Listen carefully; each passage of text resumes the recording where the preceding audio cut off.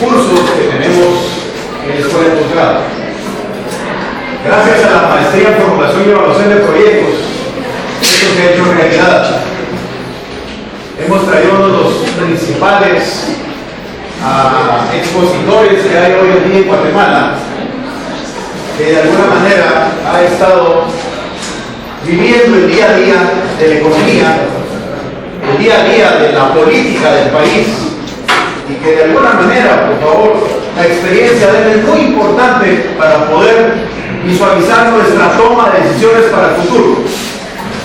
Eso es lo más importante de la Universidad de San Carlos, exponer diferentes puntos de vista de la realidad nacional. Es para mí un placer tener aquí al licenciado Alfonso Portillo. Nosotros vemos que la agenda de él es cargada. Se ha tenido la oportunidad de estar con ustedes, especialmente la gente que está estudiando evaluación y formulación de proyectos. Pues de verdad es un placer tenerlo acá. El vicepresidente es abogado y notario, maestría en economía, todo esto que hizo México. De alguna manera vamos a ver en él una faceta de docente.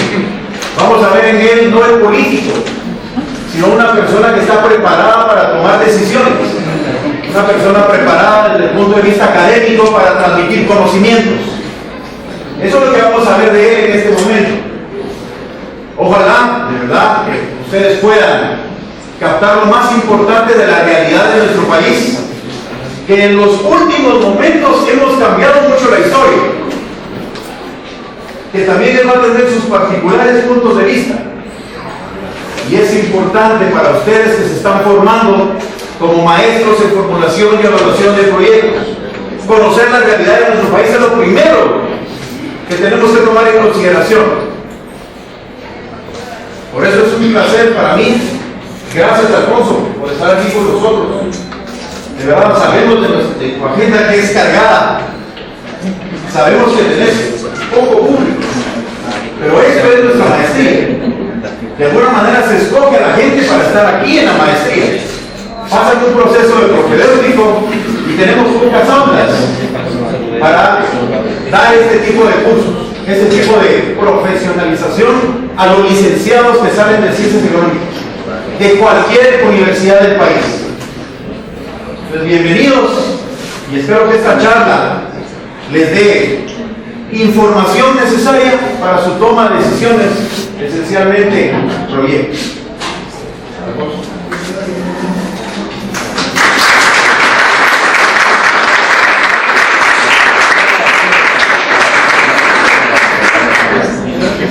Yo tengo una voz, muy peculiar, pero sí me voy a tardar, porque me incomodo más con el micrófono y de repente termino hablando contigo. Pero hablar así con José Ramón, con mayor confianza, con mayor soltura. Gracias, José Ramón, y muchas gracias a la maestría por invitarme a esta conversación con ustedes. Es una conversación que vamos a aprender todos. Yo tengo mucho que aprender de ustedes. Yo estudié, como bien dijo José Ramón, leyes, economía y ciencia política. Y sin embargo, cuando más aprendí no fue con escribir, sino con las clases. Porque cuando uno estudia, puede hacer la tarea o bien no puede hacerla, o puede estar en clases sin estar concentrado y estar pensando en otra cosa, como suele suceder a muchos. Cuando yo estudié economía, lo estudié porque un amigo, ya murió, un gran político, Marco Antonio Villamar Contreras, diputado más joven que ha tenido la historia de Guatemala, 23 años fue diputado, fue presidente del Colegio de la Oposición. Y cuando yo me gradué de abogado, voy a contar esta anécdota porque es importante, me alegra tanto estar aquí en la universidad, un honor para mí, y ante ustedes, que merecen todo mi respeto y mi aprecio, porque hoy ustedes podrían estar haciendo otra cosa, y yo también, y estamos aquí un día sábado. Te digo que estuve a punto de salirme en la lágrima para salir la foto de los cursos libres que da la Universidad de San Carlos, y esos miles de estudiantes, a pesar de las condiciones económicas, tienen que trabajar la mayoría. Me hablé al rector ese día, Le hablé al rector porque salió, disculpe que me divague un poquito, salió una cosa muy bonita, salió una foto abajo en el periódico, quedaron miles de estudiantes inscribiéndose por el curso libre, y arriba una escuela que se llama Abraham Lincoln, que los estudiantes de secundaria habían ganado en robótica, en segundo lugar se llevaron en Centroamérica y no tenían ni un centavo para viajar a Boston, no iban a hacer un campeonato americano, de todo el continente americano. Entonces le dije al rector, sigo yo, como es mi amigo, yo le dije, hermano, le dije, no habrá unos centavos ahí, mirá, los estudiantes no tienen, están haciendo rifas, están haciendo comidas, proyectos para conseguir los boletos. Se llevaron el segundo lugar en Centroamérica, en robótica, estudiantes de una escuela pública. Entonces, por eso me alegra tanto estar aquí, voy a hablar yo, voy a hablar siempre, toda la libertad, no todo lo que diga yo siempre. Y es una cosa, ni tengo la razón en todo, puedo tener mi verdad, puedo estar equivocado, pero para eso estamos aquí, para que disfrutamos con toda la libertad. Y por eso me alegra tanto estar aquí en la primera clase, es una clase que comparto con ustedes, y de una vez te digo, cuantas veces me invitan, yo vengo porque mi origen es de maestro, ¿no? Antes de meterme en la política, hace 15 años maestro universitario, y disfruté mucho la cátedra, y le agradezco mucho la cátedra porque fue cuando más aprendí. Y hace unos días un sobrino que vive en el extranjero me acaba de regalar un video que si lo pueden ver me encantaría que lo vieran. Y si no, hacemos una proyección aquí y comentamos el video. Porque a mí me gusta el cine, y en el cine yo tengo con economía, con política, con historia, con ideología. Podemos hacer un cine club de temas económicos, hay tanto cine. Pues, fíjense ustedes que hoy está toda la información del mundo metida en una caja. Cada vez estamos más. Miren qué contradicción. Hoy tenemos mayor tecnología, pero cuando nos preguntan los tenemos que buscar la partida. Y las contradicciones de la tecnología. Entonces, mi sobrino me regaló un video que se llama Desigualdad para Todos. El título está en inglés, pero tiene subtítulos en español. Y me impresionó justamente que me gustaría, si quieren ponemos fecha de una vez, para un sábado, y le vemos la película aquí y la comentamos. La película se trata de un hombre que mide 1,48. Él tuvo un problema al nacer, se llama Robert Rey. Y feliz, ¿sabe? Hablando y dice un carro exactamente para mí.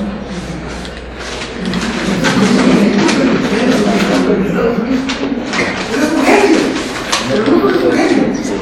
Un hombre con un corazón, una visión de la maestro de la Universidad de Berkeley y ministro de Trabajo de Clinton. Entonces él sale y enseña a sus alumnos. Miren, aquí está la lista de los años, la relación de los años, del monto que pagaba el pueblo norteamericano en impuestos durante todos los años. 50 años, medio siglo. Y aquí está Isaac Rojas. ¿Qué no van a ver ustedes? Y aquí está la evolución de los salarios en esos mismos impuestos. Ahí se dice,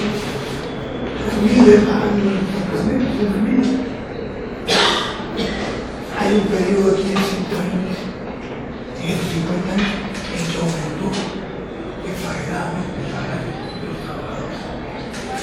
Entonces yo me puse a ver como que no nada. Entonces me puse a ver que tenía mente los años y dice que casualidad, cuando hubiera dejado de trabajo. Yo no me había dado cuenta. Lo dije tan sencillo y tan libre, es una maravilla escucharlo. Me comprometo con ustedes, pongamos fecha hoy y vemos el periodista en el curso de todo, y vemos que hay otras películas que tienen que ver con la bolsa, con la banca financiera, con la quiebra del banco. Aquí vamos a hablar de todo eso hoy. Vamos a hablar de todo eso porque por eso me encanta estar hablando con ustedes. Es el hotel de Robert Rey, no solo que lo vamos a ver, sino porque Robert Rey llena auditorios donde va en la universidad, 3,000 estudiantes lo quieren escuchar. Y dice, Yo podría estar ahorita en un estado tomando un café, pero no, estoy aquí con ustedes para el café. Pero yo repito, estoy aquí de sábado con ustedes para el café. Yo soy el futuro del país y hay que trabajar, y hay que estudiar, y hay que hablar mucho. Yo sinceramente les voy a decir, miren lo que he vivido, me ha pasado de todo, y sigue de todo. ¿Y qué me imaginar que iba a regresar de la forma que regresé? Pensé que me iba a regresar a estar comiendo una cerveza todos los días de esa. Mi hija, Gabriela, que tiene 14 años, vino el sábado de México, y he estado con ella media hora. Nos gusta ver películas y no hemos sabido. Ya se va mañana. Luego, Milano, grupo partido ha sufrido también inocencia. Y por eso estoy aquí, por eso con el amor te agradezco. Vamos a hablar con toda libertad. Aquí sé que hay distintas especialidades, pero en el centro de todo está la economía. Y ese es el problema. Gracias, por favor. El gran problema que no hemos entendido, que el centro de todas las decisiones tiene que ver con la economía. Para donde uno voltea a ver, todo es economía. Y todo tiene que ver con el Estado. Entonces ustedes tienen que estudiar mucho, tienen que leer, no se concentren solo en el tema en que ustedes están especializados. Lean de todo, ustedes algunos digan, lean de todo y de todas las corrientes. Porque les voy a decir el problema que tenemos todo. Ustedes van a la Universidad Francisco Marroquín y solo se enseña el pensamiento liberal. Y entonces están creando hombres parcializados, como los que decía Marx en el capítulo 24, cuando habla de la población originaria del desarrollo industrial. La especialización, la división del trabajo. De un alfiler simple, decía Marx. Uno va a hacer la cabecita, otro va a hacer el cuerpo, otro lo niquela, otro le saca la azul, y así cada trabajador va haciendo una fase del alfiler. Bueno, pero eso es la división del trabajo, porque cuando se dividen las funciones de un solo producto en varios trabajadores, se incrementa la productividad, se eleva la cantidad de productos por el mismo tiempo de trabajo. Pero en la enseñanza no funciona así. En la enseñanza funciona al revés. En la medida que solo sabemos una cosa en la vida, somos más limitados para aportar. Entonces ustedes tienen que estudiar, no que sean especialistas, pero tienen que tener una referencia de lo que es el Estado. El Estado es fundamental. ¿Por qué creen que se pelea tanto por el Estado? Por estar en el Estado. ¿Por qué el sector privado siempre quiere tener su ministro de Finanzas? Ese fue el error que dije. El sector privado me propuso, cuando yo gané la presidencia, el ministro de Finanzas, el ministro de Agricultura y el de Economía. Solo yo quería los tres. Son 1.006. Eso yo quería tres. Y los tres más importantes. Pero se los negué y ahí vino la confrontación. Hay que saber qué es el Estado. Y hay que saber cómo funciona la economía. Aquí vamos a hablar de... Tenemos tiempo, no se preocupen que si quieren nos vamos a dos. Pero vamos a hablar de cosas importantes. Tienen que leer historia. Y tienen que leer a un historiador económico que se llama Fernando Rodel, cuando lo puedan ver.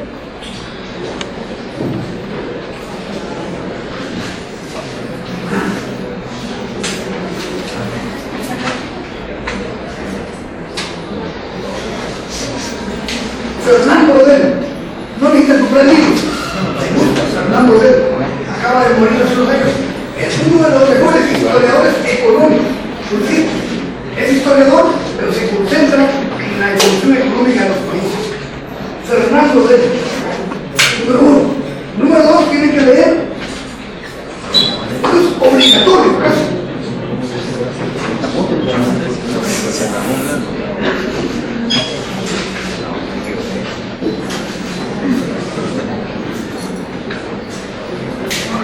Thomas Piketty acaba de publicar, ya está editado en español, uno de los libros que ha causado conmoción en el mundo. Se llama El Capital en el siglo XX. Es un economista francés que con un equipo de un posgrado de la Universidad de París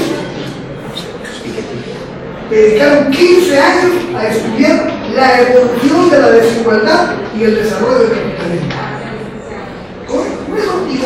por qué Fernando Rodel? Porque Fernando Rodel dice una frase maravillosa. Dice, la historia no solo es el relato de acontecimientos, sino es la interpretación del pasado para entender el presente. Y a nosotros la historia que nos dan en 1492, Cristóbal Colón llegó aquí en tres carabelas, y no hay interpretación de que España quería crecer económicamente, quería convertirse en un imperio a nivel mundial. No, solo nos dan los datos.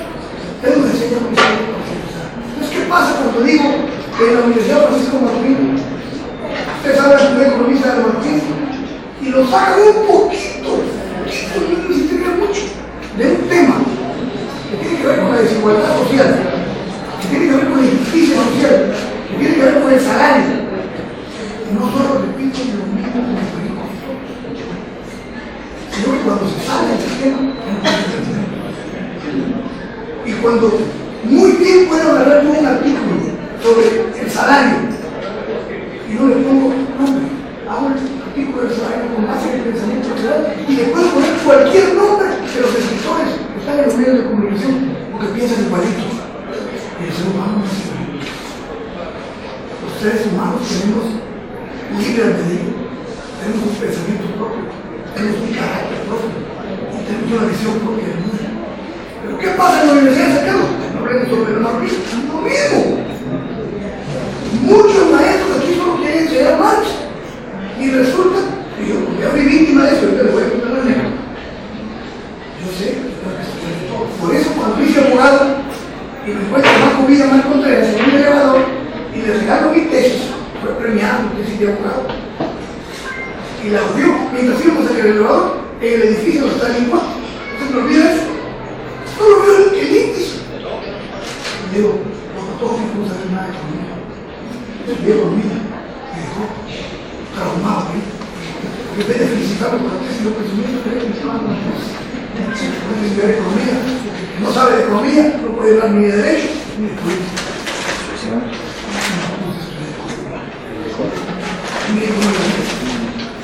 ¿Sabes por qué no me gradué?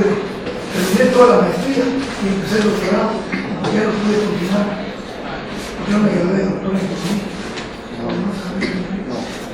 Pero no me hice encarcelado muy bien.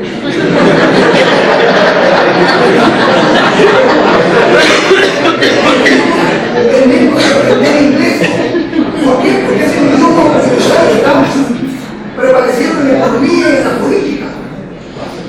Y yo siempre las paso, quizás porque no quería lo mismo, nunca quería la política, nunca me quería estudiar inglés. Entonces, ¿qué pasa en los mexicanos? También, cuando se salen de hacer, lo sacan un poco del pensamiento marxista, y yo di clases de capital. Yo, si en algo me especialicé, es en dar clases del tomo 1 de capital. Pero el pensamiento es muy amplio, muy grande. Tenemos que leer a todos los pensadores, así como tenemos que leer a Adam Smith, a Robert Marcus, a John Stuart Mill, a David Ricardo, a Kessner, a todos los clásicos, Marx. Hay que leer también todos los liberales, hay que leer a Friedman, hay que leer a von Mises, hay que leer a Hayek, hay que leer a Keynes. Fíjense ustedes, ¿saben cuál es la mayor tragedia de la Universidad Francisco Marroquín?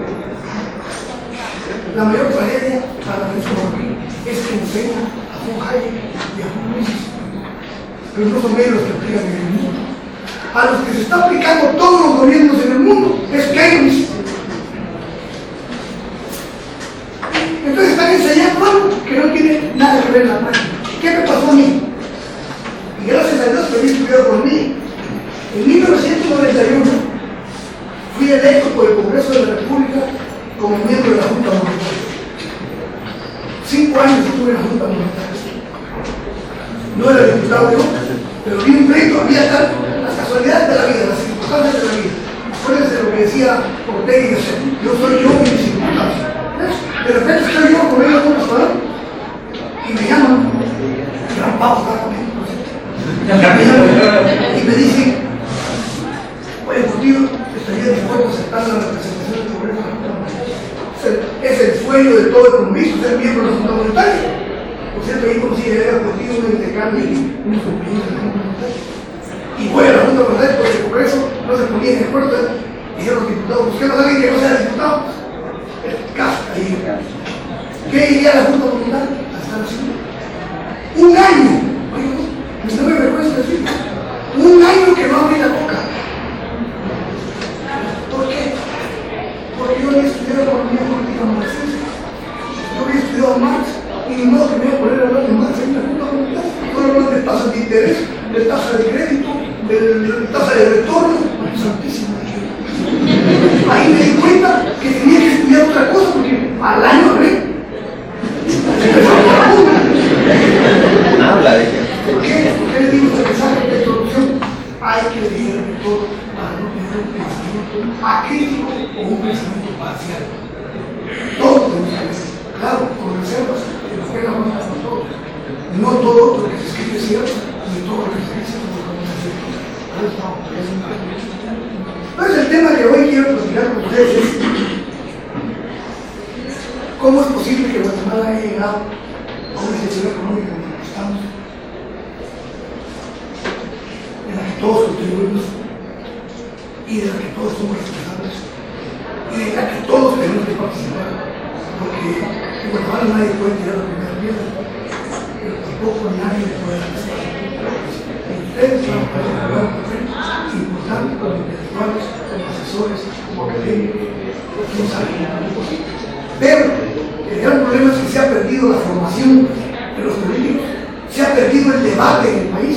Miren, yo estudiaba primer año de Derecho en el MUSAC, ahí estaba la Facultad de Derecho.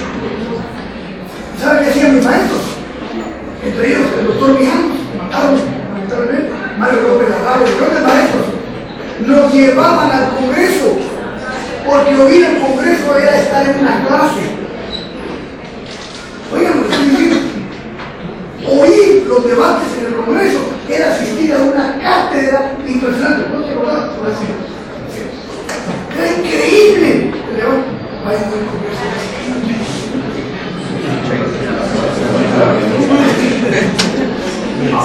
Ahora no hay ideas. No hay ideas porque se acabó la política. Ahora, y lo acabo de decir, yo estaba muy enojado, el señor Palizón está enojado, pero yo tenía que decirlo. Todo el mundo sabe que venden 8 millones de pesos cada vez que se sube segura. Y todavía le dicen a usted, y después se está subiendo el precio. Todo esto lo hemos hecho nosotros. Porque lo bonito es que vos tenés la culpa, no, todos tenemos la culpa. Las mentiras de cuenta que yo hice, y las pagué, ¿quién me las puede quitar encima? Pero el problema es que la mayoría están dispuestos a aceptar, pero no se recuperan. La situación del país es como todos nosotros. ¿Cómo es posible que antes, el Banco de Guatemala, en la Constitución,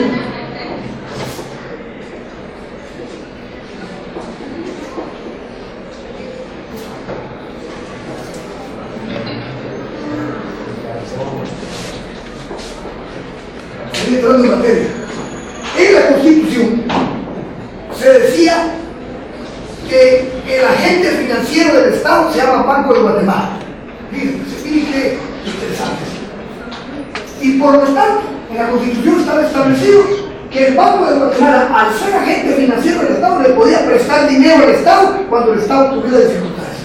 Eso se llama crédito del sector público. Pero ¿cuál es el problema? El problema era que los gobiernos siempre tenían problemas. Y entonces, el Banco de Guatemala, ahí vamos a poner impuestos, siempre con la cara chica, hace el piso, el crédito del sector público. ¿Qué pasaba con ese dinero del Banco de Guatemala? Ese dinero del Banco de Guatemala es inorgánico, porque no viene de la producción, viene de un banco. ¿Quién se me entiende eso? Si yo compro una cosa, si yo vendo una cosa, o produzco una cosa, al venderla, ese dinero se generó en la producción, pero este dinero no, es dinero que está paralizado. Entonces, al salir de la circulación, crea inflación. Porque en vez de haber un billete hay dos, y como la producción sigue igual, lo que se incrementa es el precio. Si tuviéramos 2 quetzales y de producción 2 cocos, pues también un coco quetzal. Pero salen 4 quetzales, digo, 2 cocos igual, 2 quetzales cada coco. Entonces, el planteamiento era correcto.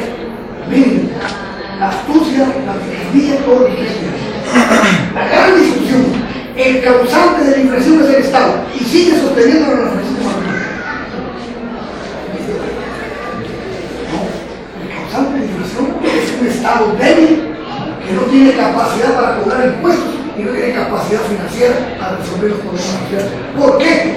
Porque el Estado está capturado, el Estado fallido, dicen ahora, no sé qué no sirve, bonito, pero bonito.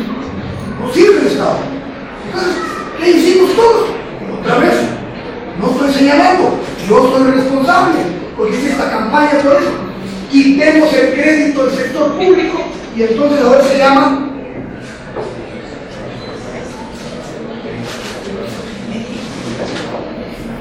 crédito cero. Crédito cero, en palabras sencillas, es el Banco Guatemala no le puede prestar dinero al Estado, al gobierno, porque causa inflación. Bien, venimos todos los tontos y optamos en el Congreso y cambiamos la Constitución. Y vine yo y recorrí el país diciéndole al pueblo de Guatemala que votara por la reforma constitucional. ¿Cuál es el resultado? ¿Cuál era el argumento? Primero, dos argumentos había. Primero, que el crédito del Banco de Guatemala al gobierno causaba inflación. Primer argumento. Y segundo, que al quitarle ese chorrito al Estado, el Estado se iba a ver obligado a hacer una reforma fiscal profunda para no tener que depender del Banco de Guatemala. ¿Sonaba lógico? Sí, no. Sí, ¿qué había debajo de la mesa? Y el que hizo la propuesta, sé el nombre del que hizo la propuesta, se llama Mario Fuentes con el grupo de banqueros. Lo supe después. Yo pensé que el proyecto venía del gobierno, no, venía del sector privado y de los banqueros. ¿Qué pasó? El Estado no hizo reforma fiscal. No hubo reforma fiscal. No podía, fue crédito cero. No podía acudir al Banco de Guatemala. Entonces, ¿a dónde acudió para crédito fiscal? A los bancos calmados. Entonces son los nenes.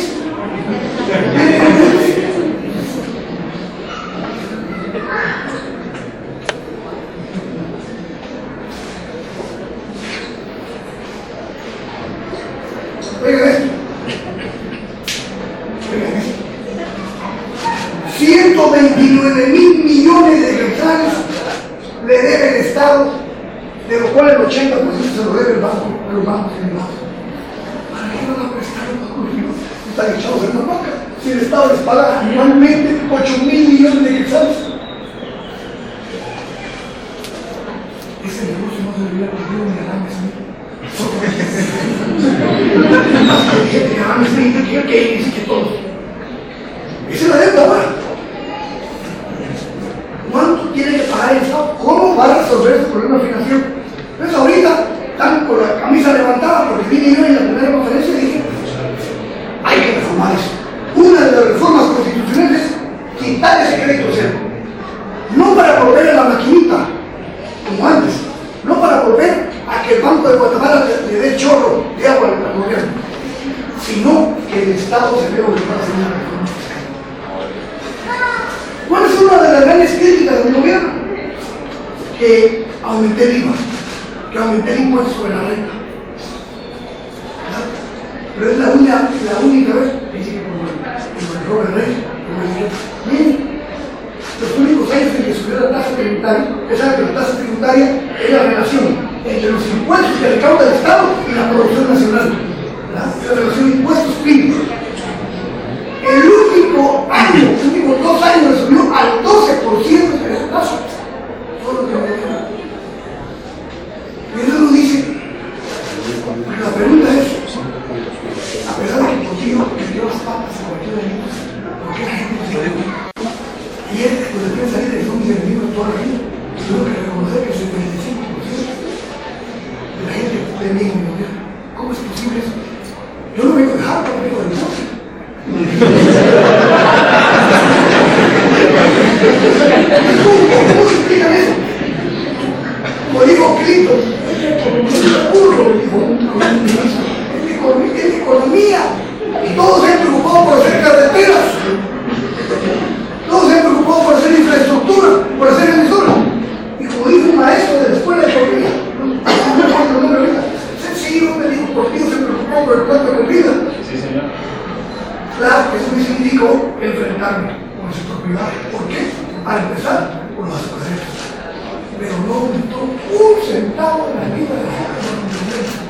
cuando llegó el cheque, 24% de entrada a la libra de azúcar. Lo pueden consultar ustedes en el Instituto Nacional de Estadística y el Ministerio de Economía. ¿Cómo van a querer los azucareros? Y propuse una ley en que no se podía cobrar más del 30% anual en las tasas de interés de las tarjetas de crédito. Y lo aprobó el Congreso, y contra todo el mundo, y nos hicieron una campaña espantosa, porque llegan a cobrar hasta 80 y 90%, y la gente vive endeudada de por vida. Y no solo eso, humillan a toda la gente, hay empresas encargadas de humillar a los que tienen deudas con tarjetas de crédito. ¿Y qué hizo la Corte de Constitucionalidad? ¿Qué hizo la Corte de Constitucionalidad? Que era inconstitucional esa ley, que ponía todo, que iba en contra de Dios, que iba en contra de Dios. No el libre mercado estaba haciendo yo. Y no permití que viniera pollo de fuera, pues pollo Tyson, con cero de acción. Y no permití que viniera harina sin impuesto. Hasta la cerveza brava no entraba, tenía 11 años queriendo entrar. Por ahí entró. Y ahora no entró la brava, entró un montón de cerveza ahora. Entonces, la economía es la clave, la política económica. Entonces, ¿por qué? Eso es lo que vamos a hablar hoy. ¿En qué consiste la política económica?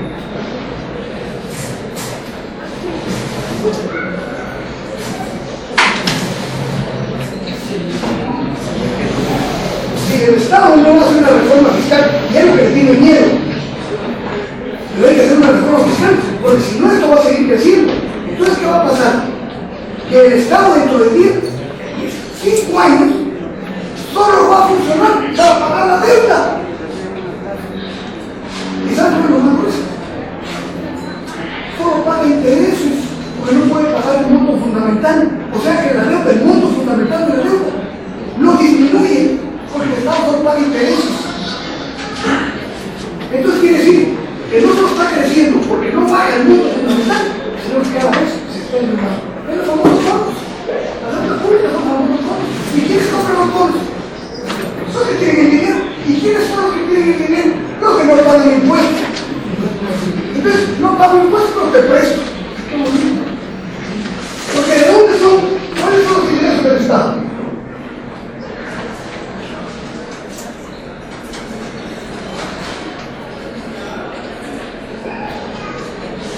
Te voy a decir una cosa.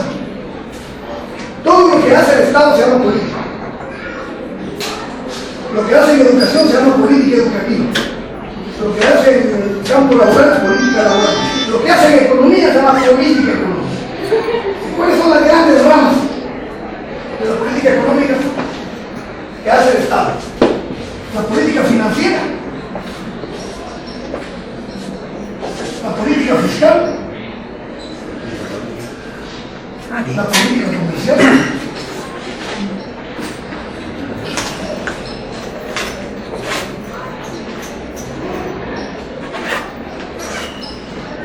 política salarial y política monetaria.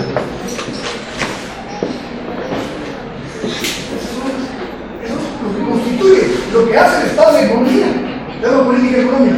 Y las ramas son la rama financiera, la fiscal, se llama política fiscal, política financiera, política comercial, política salarial. Veamos la primera, la segunda, después porque esta es más importante que la financiera. ¿De dónde se hace el presupuesto?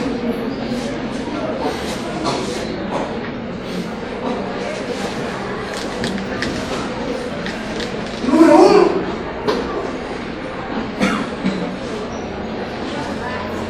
impuestos. El IVA, el impuesto sobre la renta, los aranceles. Esa es la fuente fundamental de ingresos del Estado. O sea, la columna vertebral de la política fiscal son los impuestos. Después,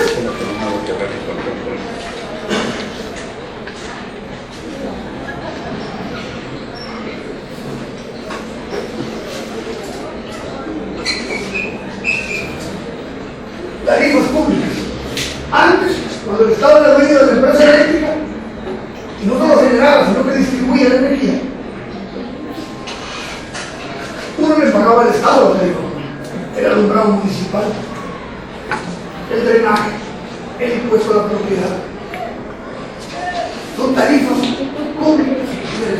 el agua, la seguridad.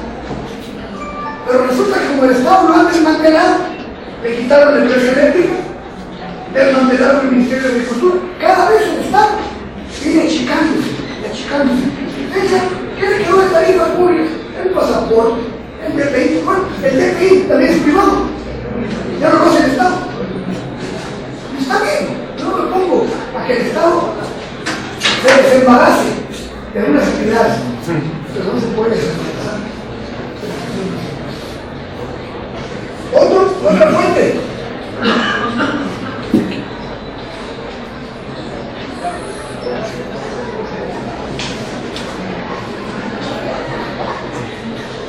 Inversión pública. Fíjense ustedes, la inversión que hace el Estado se llama inversión pública porque se supone que la inversión va a beneficiar a todo el mundo. Otra cosa es la inversión privada. La inversión pública va directamente a la población.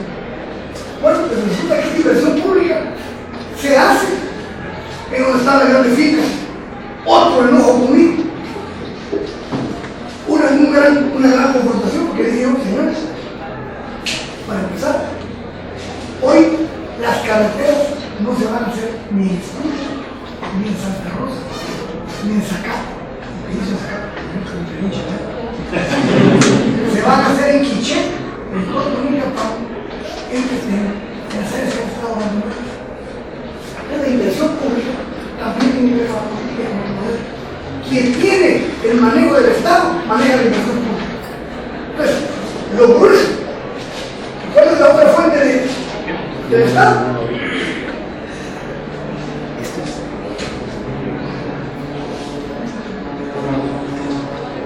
Endeudamiento, deuda pública.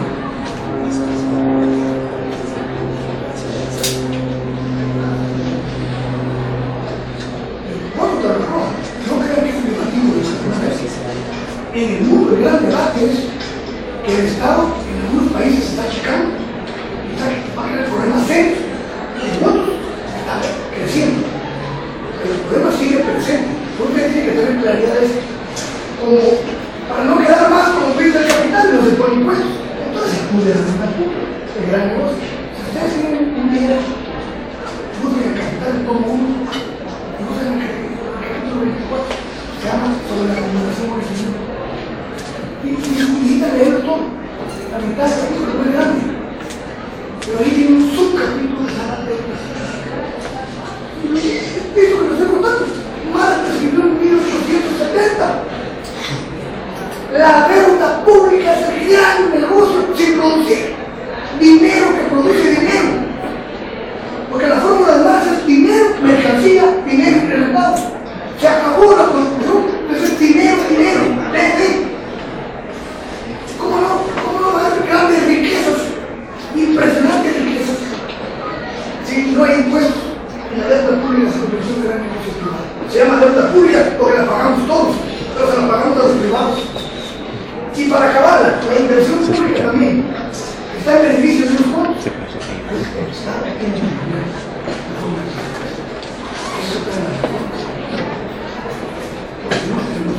Fíjense ustedes que Robert Reich, el ministro de Trabajo de California, vamos a ver si estoy emocionado. Dice,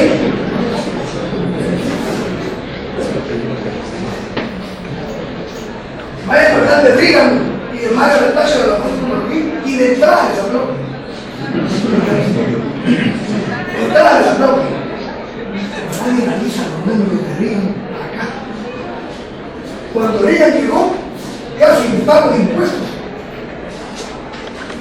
El 58%. Y se vino por abajo de la línea. Pim. Y hoy,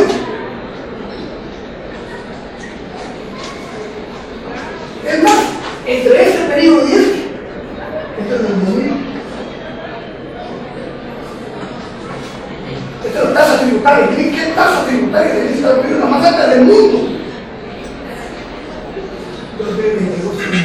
Y en medio todavía hubo un presidente, George Bush, papá, que dijo un discurso: lean miserable, no más. Pero nada.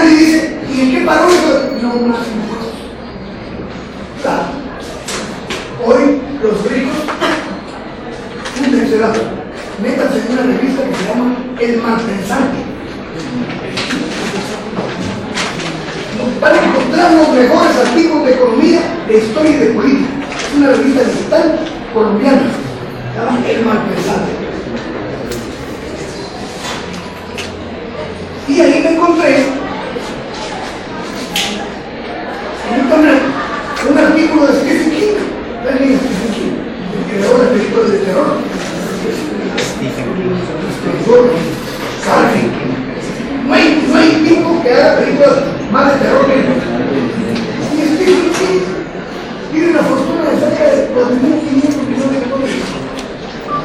¿Sabe qué es el artículo? ¿Sabe cómo se llama el artículo? Por favor, cobren los impuestos. Así se llama el artículo. ¿Por qué? Y empieza citando uno de los hombres más ricos de los Estados Unidos, Buffett, dijo en una entrevista: paga más impuestos mi secretaria que lo que pago yo, proporcionalmente hablando, ¿verdad? De acuerdo al ingreso. Yo pago casi el 10%, mi secretaria paga el 40%. ¿Cómo es posible eso? Que mientras menos gana uno, más tiene que pagar proporcionalmente el Estado, cuando debería pagar para los que tienen más. Sí. Entonces, qué lindo, ¿verdad? Qué lindo para los ricos.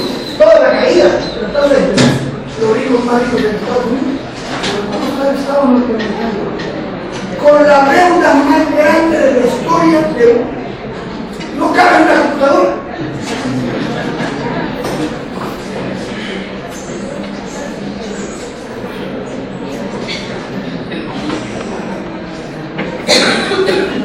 $17 trillones. Bueno, estamos hablando de 17 millones de millones de dólares deben. Y los negros están felices. Los chinos. Solo los chinos le deben 8. Y a los japoneses 3. Y los demás en la comunidad de Europa. Claro, qué lindo que se bajó la tasa de interés del 58 trillones. Pero nadie dice, miren la deuda de los Estados Unidos. Hay un artículo de Robert Helford, que se llama a Estados Unidos la economía de la deuda. ¿A dónde va a parar esto? Allá estaba yo dentro de la cárcel y en la cárcel de Nueva York. Y fui a comprar los Crocs famosos, son muy cómodos. Crocs made in China.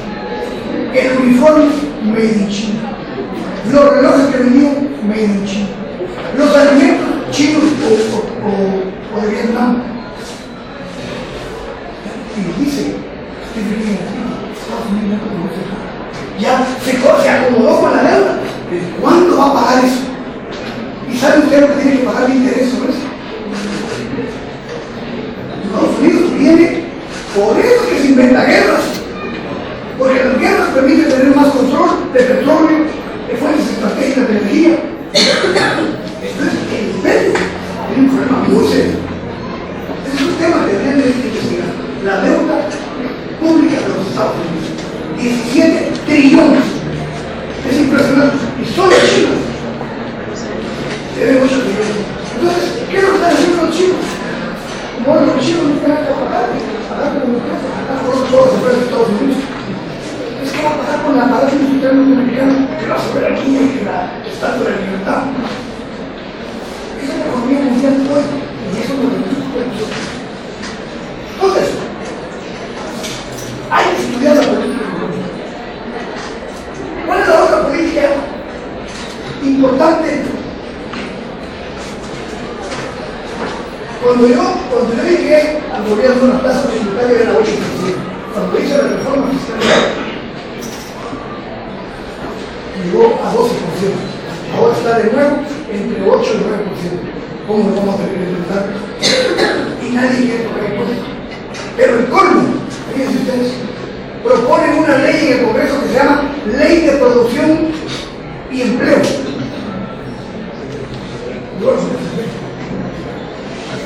Ley de producción. Qué ley más linda.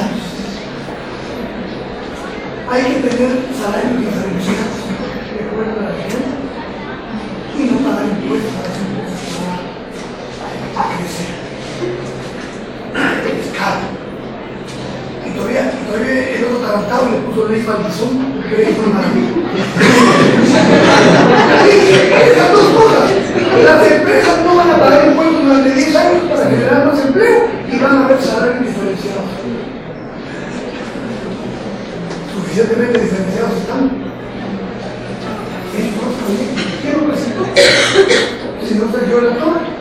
¿Quién es el señor Sergio de la Torre? El ministro de Economía y Trabajo.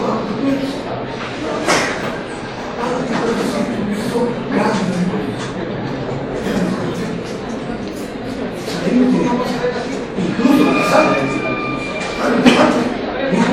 que esa ley significaba crear un hoyo de más de 2.000 millones de quetzales. ¿Cuál es la otra?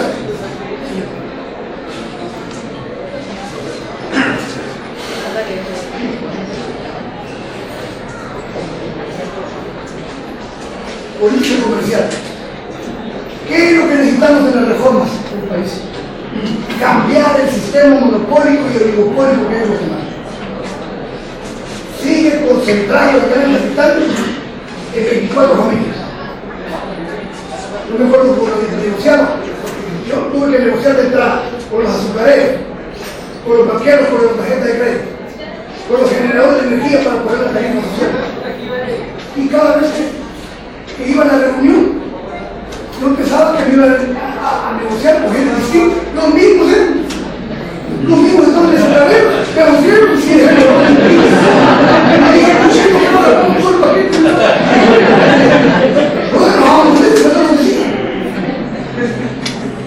política comercial.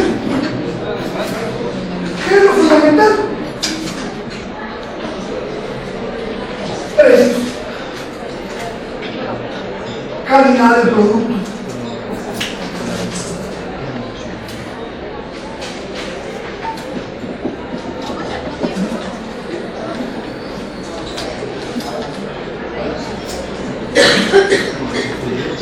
Y comercio exterior. No sé si ustedes están jóvenes.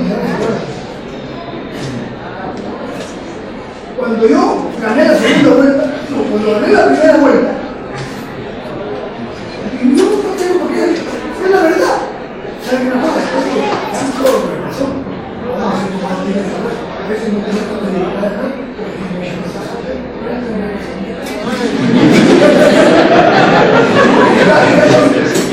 me reuní con los azucareros porque entre la primera vuelta y la segunda los medios incrementaron 14.58% y ya me habían dado un año y medio de devolución. Llegó con Julio Herrera, Alejandro Botán, Jared Winter, un Campoyo, no los que me acuerdo. ¿Dónde nos reunimos? En el Hotel Prince, me olvido. Y agarré el cheque, ya lo habíamos depositado, no se mandaba a comprar un cheque de casa. Y se pusieron pálidos con el cheque. Aquí el cheque de compró. Porque Alfonso,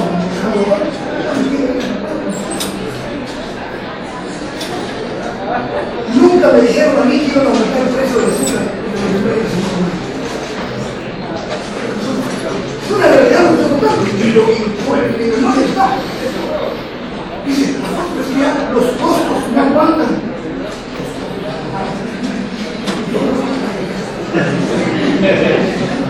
O regresan, quitan ni un medio de precio. O regresan al precio anterior y dejan sin efecto el 14.52%. O yo traigo, estaba Armando Becha, gran gerente general de Cruz de Azúcar.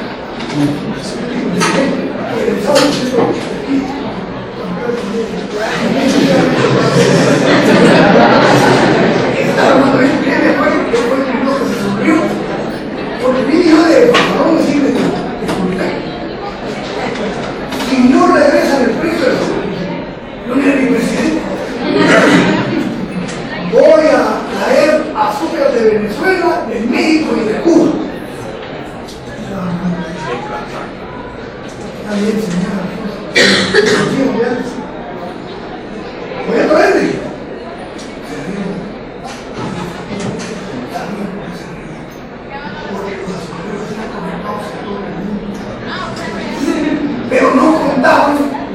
Colorado.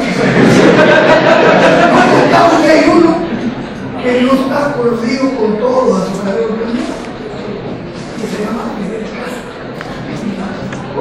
Y vengo yo, hablo con Hugo Chávez y me dice, azúcar, te invado de azúcar al país. Yo no puedo, porque los ingredientes eran privados. Y dijeron, no, porque ya habían hablado, los testigos no tenían nada. Y el resto me dijo, azúcar. No, hombre, no te preocupes, hermano. Tampoco, porque los azucareros te dijeron que no, porque ya habían hablado de aquí. ¿Qué había confiado? Y mañana salió el barco. ¿Qué pasó aquí en Puerto Marcos? ¿No se acuerdan de eso? Llegó el barco lleno de azúcar y un juez metió preso al capitán del barco y dejó sin paralizado el desembarco del azúcar. Un juez que le dieron 2 millones de pesos.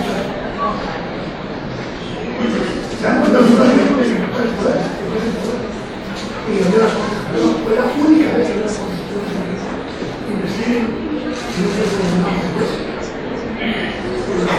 Finalmente el azúcar se desembarcó.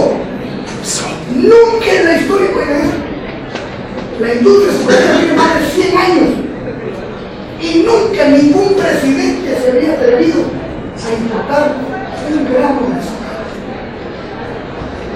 Cuando vino el primer barco de azúcar, bajando el precio al anterior precio, entonces yo me quedó muy tomado porque ya estaba haciendo cuentas.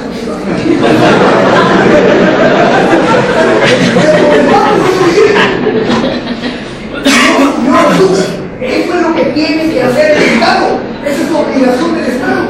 Preocuparse por los precios de la canasta básica, porque una función fundamental es preocuparse por la alimentación de la población. Y ustedes como economistas lo tienen que saber. Esa es la función del Estado. No tenemos precios, porque ya pasó la época del Estado necesario. Pero sí, preocuparse por eso. Y lo mismo tuvo el problema con los demás. Miren, ¿por qué hay tanto recuerdo en el campo? El fertilizante.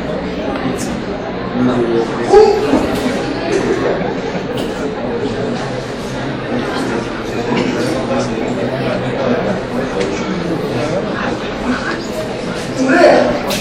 La urea es uno de los componentes para la agricultura de concentrados en la segunda fertilizantes, bonos. Vengo yo me doy cuenta que el quintal de urea varía en Guatemala 176 hectáreas. Esa época. No sé cómo está ahora. Y viene el ministro de Agricultura, un gran ministro de Agricultura, que es Ibarreal, me dice, presidente, ¿y por qué tengo que comprarle los fertilizantes a los distribuidores de Guatemala? Si en Tapachula, que tengo 86 hectáreas de urea, la mitad. No lo estoy mintiendo, también medicina. Vamos a Tapachula y hay una medicina que cuesta 80 pesos, allá cuesta 30. Esa es la economía desgraciada que nos tiene aquí, cerrada, monopolizada, oligopolizada y manejada por un Estado que no sirve para no es posible que cueste 30 que se hacen las pastillas en Tapachula, la misma. Y aquí cuesta 80. Entonces compremos en Tapachula. Me pidieron audiencia inmediatamente de Bogotá, de Izarra, los grandes. ¿Y qué pasa? Le dije, ¿por qué no bajan un poquito de 176? Bájenle un poquito. Y entonces yo no necesito comprar esta Tapachula. Ni siquiera le estoy pidiendo que lo vendan al precio de Tapachula o de México. Le estoy pidiendo que le bajen, porque el fertilizante se lo voy a dar por el costo. No se le va a ganar nada al campesino, no tiene fertilizante. No sabe a mí si me sale. Fíjese, no se ha intentado invertir, pero él ha intentado conmigo. Porque hubiera ganado, claro, no hubiera ganado las grandes cantidades, pero hubiera ganado siempre. Porque el problema del empresario guatemalteco es que quiere ganar en poco tiempo la tasa más alta del mundo. Entonces necesitamos un Estado fuerte para frenar. Tenemos que aprobar que la ley de competencia que está encabezada 18 años en el Congreso. Yo quise aprobarla y sobornaron a todos los diputados. En Colombia hay una ley de competencia que no permite que ningún capital sea dueño del 100% de grandes empresas de energía, de petróleo. Dice, no se puede tener el 100%. Y aquí no solo son dueños del 100% de las empresas, son dueños también del 100% del Estado. ¿Cómo va a sostener una economía? Es una sociedad muy desigual. Muy desigual y muy confrontada. El Estado tiene que regular los precios, pero no tiene que poner precios tope. Oigan, ¿se acuerdan que nos enseñaron los precios tope? Eso es lo peor. ¿Por qué? Porque al poner precios tope se crea inmediatamente el mercado negro. Si ustedes ponen un tipo de cambios fijos, sale el mercado negro. Lo que pasó en Venezuela. ¿Qué ha pasado en las economías que el Estado quiere controlar el tipo de cambio? Hay que dejarlo libre porque es la competencia. ¿Qué pasó en México? El señor Slim, el hombre más rico del mundo, cerca de 100.000 millones de dólares de fortuna. Es el único producto del gobierno saliente que era el hombre más rico del mundo. El dueño nada menos que era Telefónica. ¿Cuál fue el problema? El problema no es que el Estado le haya vendido Telefónica a Slim. El problema es que le vendió el 100%. ¿Por qué no dijo, señores, los que participan en esta subasta de la empresa telefónica pueden tener 30 o 35% máximo? Ah, no, el 100% a una sola persona. Lo mismo que pasó con Guatemala. Había que llegar a una sola persona. Cualquier lo que pasa en el mercado, cuando hay un dominador, él pone el precio, él maneja las tarifas, él maneja la circulación y la distribución de los productos. La ley de competencia, no vamos a decir una lista. Sé que no le gustó mucho, que se llama un poquito otra vez, es que no queda otra. Si ponemos precios topes, hay especulación. Pero si permitimos que pase en un pueblo, cuando una tienda en 5 tiendas después no venden un mismo producto, uno ya sabe dónde es más barato y ahí va a comprar. Y mire, somos tan cerrados en Guatemala y le tenemos miedo a la competencia. Yo me acuerdo de una historia que ustedes no lo van a creer. La mayoría conocen los Garones. Bueno, los Garones fue fundado a finales de los años 60. Y yo respeto mucho a la familia Estrada, son muy trabajadores. Pero ¿cómo creció los Garones? Por una concesión del Estado. El ejército, el equipo de ingenieros del ejército hacía pozos. Y vieron un Bruno, ¿qué pudo decir? Pudo decir, ahí hasta los árboles, de los árboles. Y hicieron 2 pozos, sin polígono. El cuerpo de ingenieros del ejército hicieron 2 pozos. Y los Garones sacó un oasis. Solo estaban los Garones, no todo lo que hay ahora. Me parece que fuera uno caminando a la sexta avenida, desde Crispán hasta León. Solo estaban los Garones. Y no se me olvida que yo estaba comiendo con él en el país,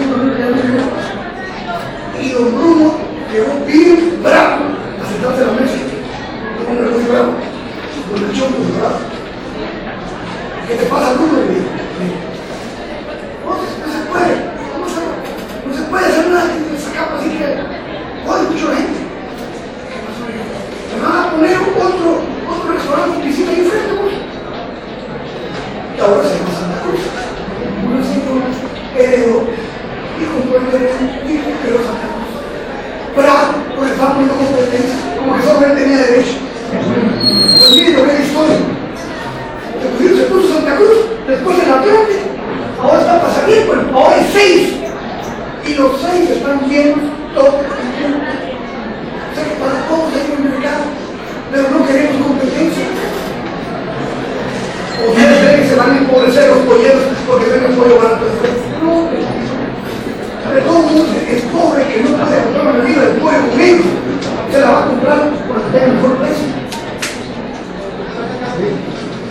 ahí ustedes, no sé, bueno, no se les olvide el equipo. Fernando del Día atrás. Señores, la historia de la historia. Después vamos a dar una parte de la historia con esto.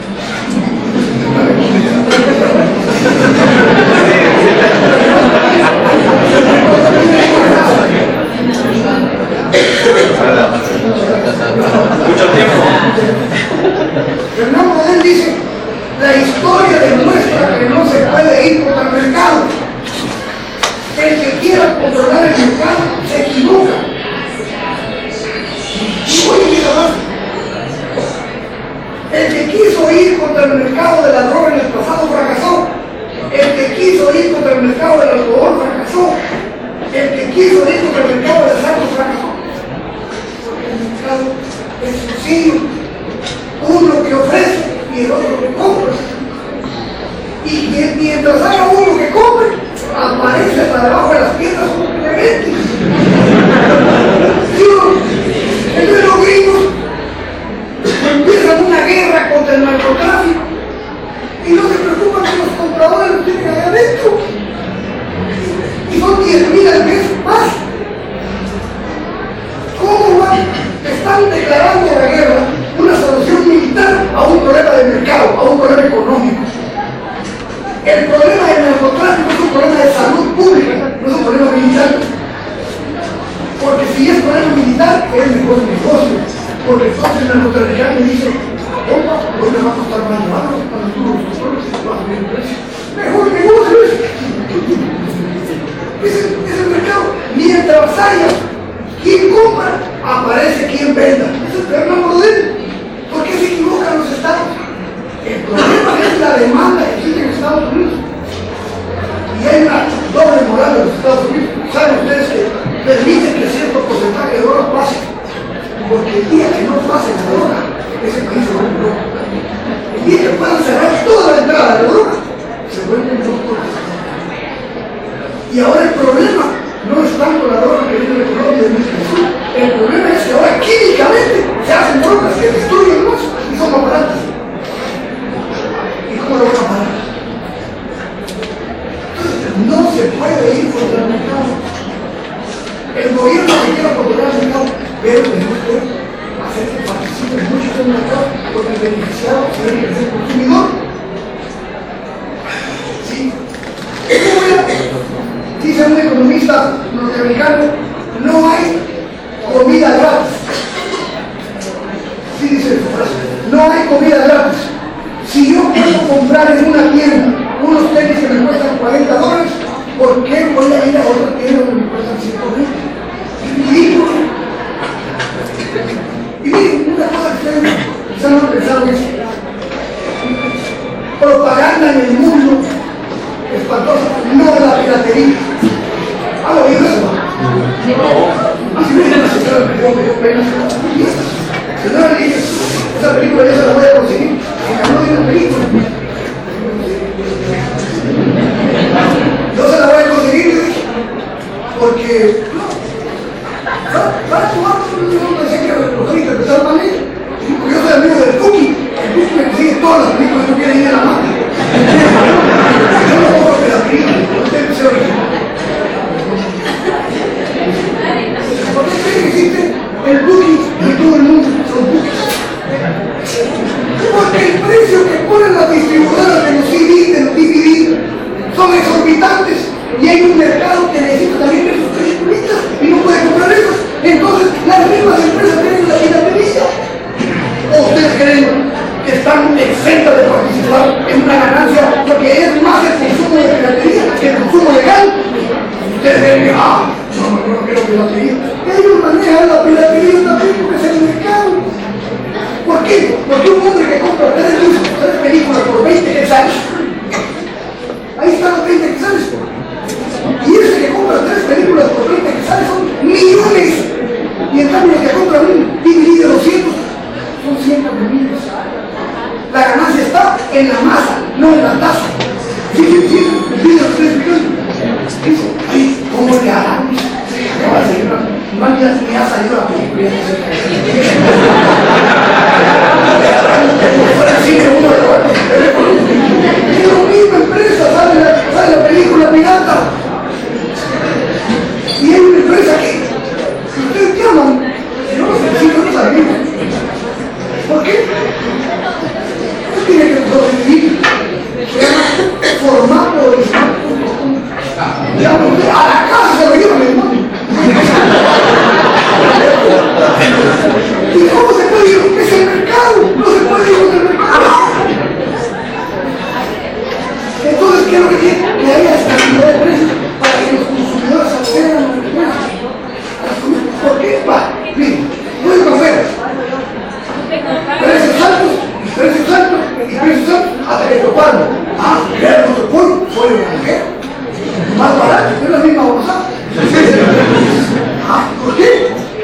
quemaron el mercado.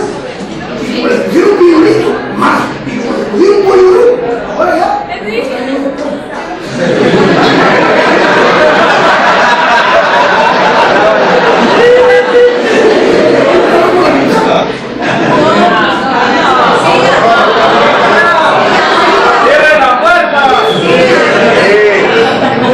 Nos encadenamos.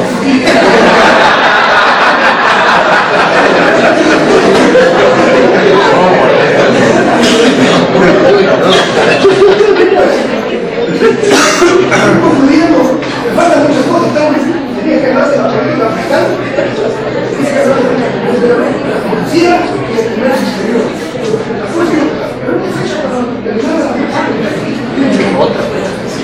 En 2014, una revista que usted tiene que leer,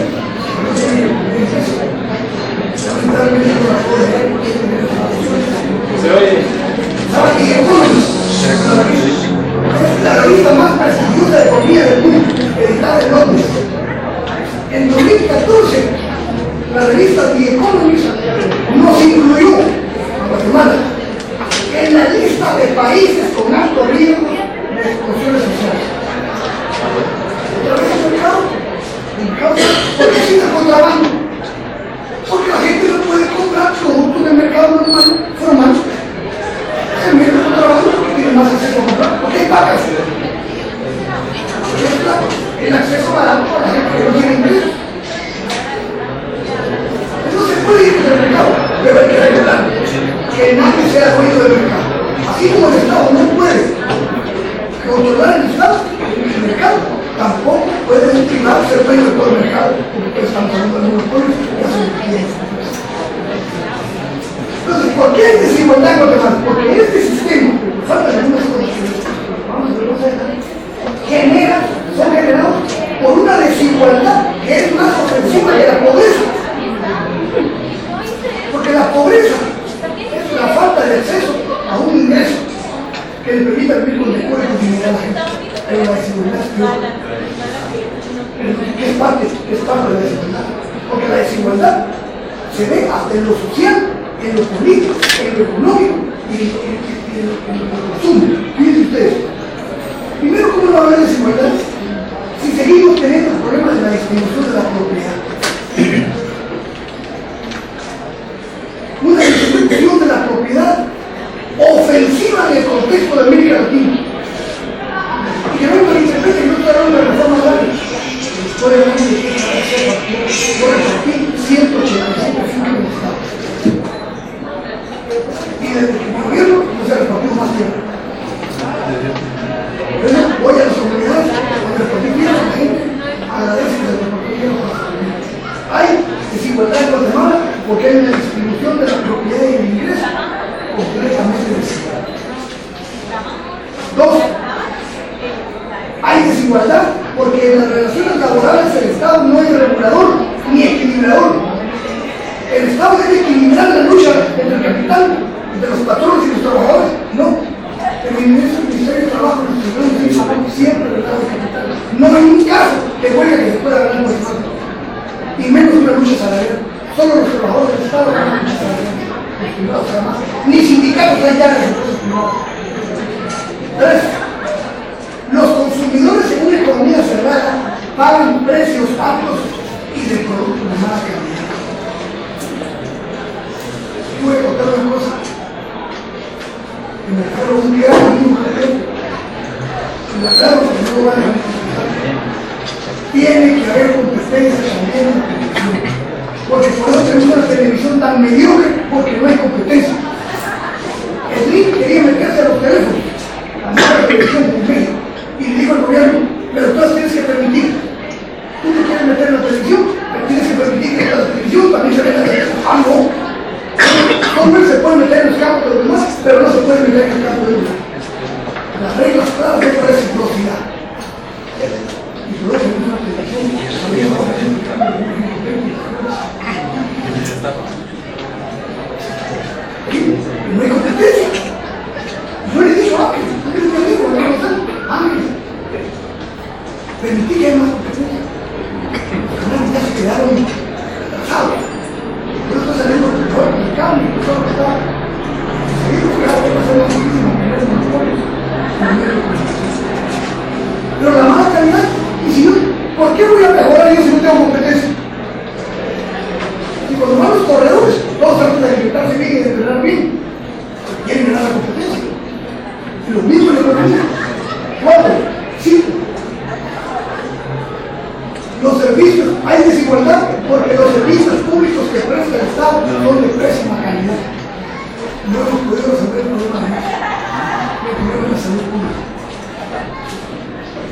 desigualdad porque el presupuesto del Estado recae en los sectores medios y bajos.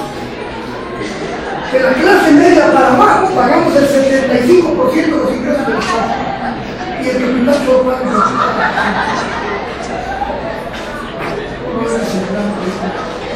Y esos son los temas. Y ustedes, lo que me da tristeza es que cuando yo fui candidato no hablaba de esto.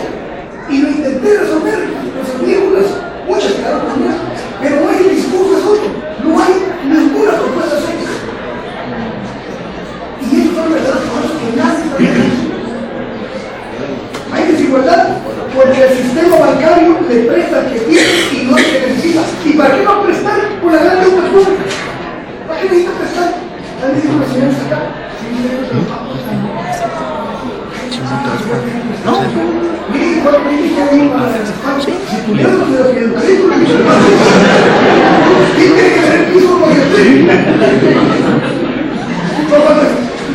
Me dijo un día al banco de un permanente. Mire, me puede prestar un centavito que es una negocio condenado. Eso se llama desigualdad. ¿Y qué tiene que ver para hacer la tasa?